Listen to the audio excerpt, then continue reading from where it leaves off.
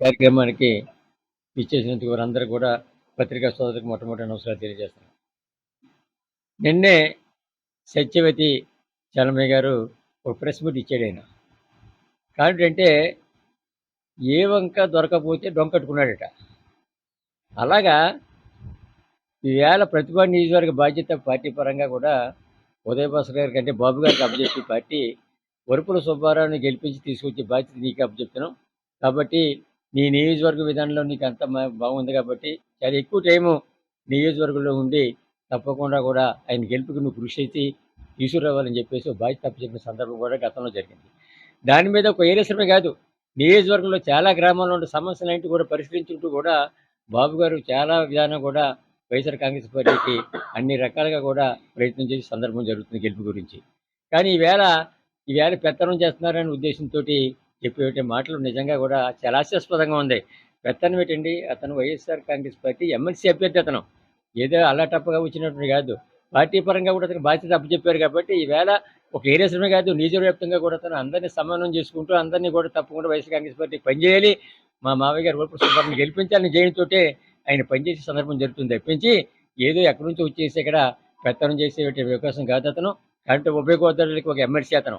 Local body నుంచి వచ్చిన MLC అతను. అంతే తప్పించి వేరేగా వచ్చిన ఎమ్మెల్సీ మాత్రం కాదు. మున్సిపాలిటీ మీద కూడా అతనికి పెత్తనం ఉంది.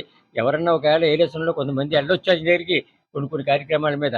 ఏవండీ మాకు ఈ పనుంది కాబట్టి మీరేదో చేసి పెట్టండి అంటే అతనేమో సామాన్య మంత్రిని చెప్తారు ఎవరైనాని. ఒకళ్ళు ఎవరైనా ఉన్నారనుకోండి, ఏ పదవి లేనోళ్ళు ఉంటే ఆయన దగ్గరికెళ్తే ఏం చెప్తాడు, రాంబాబు దగ్గరికి వెళ్ళమని చెప్తాడు. అతను అలాగెళ్ళమని చెప్పలేడు కదా! ఎమ్మెల్సీ అభ్యర్థి.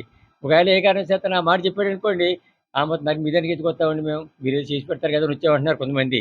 అది పరిస్థితి. ఆ రకంగా ఉన్నప్పుడు ఒక ఎమ్మెల్సీగా ఉండి, ఒక ఇన్ఛార్జిగా ఇక్కడ పనిచేస్తున్నారు కాబట్టి, ఒక బాధ్యత వహించి ఎవరైనా వస్తే తప్పకుండా చెప్పాలి అధికారులకి. తప్పకుండా పరిష్కారం చేసే కార్యక్రమం కూడా చేపట్టేటువంటి బాధ్యత అతని మీద ఉంది. కాబట్టి ఇది ఎలక్షన్ ఇది. ఈ ఎలక్షన్‌లో కూడా ప్రతి ఓటర్‌ని కూడా అన్ని విధాలా కూడా అభిమానించాలి. అందరి సమస్యలు పరిశీలించాలి. అన్ని రకాలుగా కూడా వైఎస్ఆర్ పార్టీ ఇక్కడికెళ్ళాలి. నన్ను గెలిపించడానికి కూడా శాయశక్తులా ఆయన వంతు కూడా ప్రయత్నం చేసే సందర్భం జరుగుతుంది తప్పించి పెత్తనం చేయడానికి మాత్రం ఆయన రాలేదు. 2024 ఎలక్షన్ అయిపోయిన తర్వాత మళ్ళా బాబు గారు ఉంటాడంటే అల్లవరం, రామచోడవరం నియోజకవర్గం చూసుకుంటాడు తప్పించి ప్రతిభా నియోజకవర్గం చూసుకునే సమస్య లేదు. ఆవేళ మీ అందరి ఆశీస్సులతో నేను గెలిస్తే నేనే శాసనసభ్యుడిని అవుతాను. నేనే పరిశీలన చేసుకుంటాను. నేనే పెత్తనం చేస్తాను తప్పించి. అందరికీ నమస్కారం అండి. మీ అందరికీ ఆల్రెడీ పరిచయం ఉంటుందనుకున్నాను. అయినా ఇంకోసారి చెప్తా ఉన్నాను. నేను ఉభయ గోదావరి ఎమ్మెల్సీ నుంచి ఎలక్ట్ అయ్యాను. అంటే లోకల్ బాడీస్ అథారిటీ నుంచి. అంటే నా ఓటర్స్ ఎవరంటే ఎంపీటీసీలు, ఎంపీపీలు, జడ్పీటీసీలు, కౌన్సిలర్లు, కార్పొరేటర్లు. ఉమ్మడి తూర్పుగోదావరి జిల్లా. మొత్తం త్రూఅవుట్ 19 నియోజకవర్గాలు ఉన్నాయి మన ఉమ్మడి తూర్పుగోదావరిలో. ఉమ్మడి తూర్పుగోదావరి 19 నియోజకవర్గాల్లో కూడా నేను వీళ్ళందరితో ఎలక్ట్ అయ్యాను. అంటే వీళ్ళెవరో ఎనానమస్ అవ్వడం వల్ల ఎలక్షన్కి వెళ్ళే పరిస్థితి లేదు. యాక్చువల్గా ఆ రోజు ఎనానమస్ కాకపోతే వీళ్ళందరూ ఓట్లు వేయాలి నాకు. వాళ్ళందరితో నేను ఎమ్మెల్సీగా నెగ్గాను. ఇది నామినేట్ కాదు నాది. ఎలక్షన్లో పోటీ చేసి నామినేషన్ వేసి నెగ్గా. వీళ్ళందరూ నా ఓటర్లు. కౌన్సిలర్లు కానీ, కార్పొరేటర్లు కానీ, ఎంపీటీసీ కానీ, జడ్పీటీసీ కానీ, ఎంపీపీలు కానీ. ఎక్కడ కౌన్సిల్లో ఉన్నా ఎక్కడన్నా కూడా ప్రతి మీటింగ్ కూడా నన్ను కాకేయాలి. నేను కూడా ఎక్స్ అఫిషియో సభ్యుడిని అక్కడ. నేను కూడా జనరల్గా ఇప్పుడు ఇక్కడ సుబ్బారావు గారు ఎమ్మెల్యేగా పోటీ చేస్తా ఉన్నారు వైఎస్ఆర్ కాంగ్రెస్ పార్టీ అభ్యర్థిగా జగన్మోహన్ రెడ్డి గారు ప్రకటించడం జరిగింది. ప్రకటించిన తర్వాత పార్టీ నాకు ఇక్కడ మా పక్క నియోజకవర్గం కాబట్టి మా పక్క నియోజకవర్గం కొన్ని గ్రామాలు మా దగ్గర కలిసి ఉంటాయి. మా రెండు కాన్స్టిట్యూన్సీలు కలిపి ఉంటాయి కాబట్టి నన్ను కూడా ఇక్కడ సుబ్బారావు వెనకాల ఉండి పార్టీ బాధ్యతలు చూడమన్నారు. సుబ్బారావు వెనకాల ఉండి ఆ రకంగానే చూస్తూ ఉన్నాం.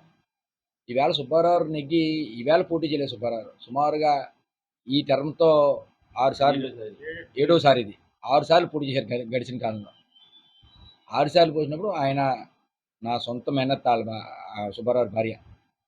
అయినా నేను ఎప్పుడైనా ఎలక్షన్లో వస్తే ఎలా వచ్చేవాడిని తప్ప ఎక్కువ తిరగలే. ఇప్పుడు ప్రత్యేకంగా తిరుగుతున్నాను ఈ ఎన్నికల్లో.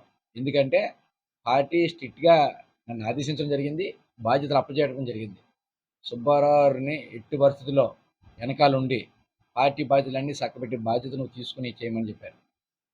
అలాగే నేను ఎమ్మెల్సీని ఇక్కడ. ఎమ్మెల్సీ ఉన్నప్పుడు నేను ఎవరైనా మన దగ్గర వచ్చినప్పుడు మనం రెస్పాండ్ చేస్తాం. ఇక్కడ రెస్పాండ్ చేస్తుంటే ఎందుకు వాళ్ళకి ఇబ్బంది కడుతుందో నాకు అర్థం కాలేదు.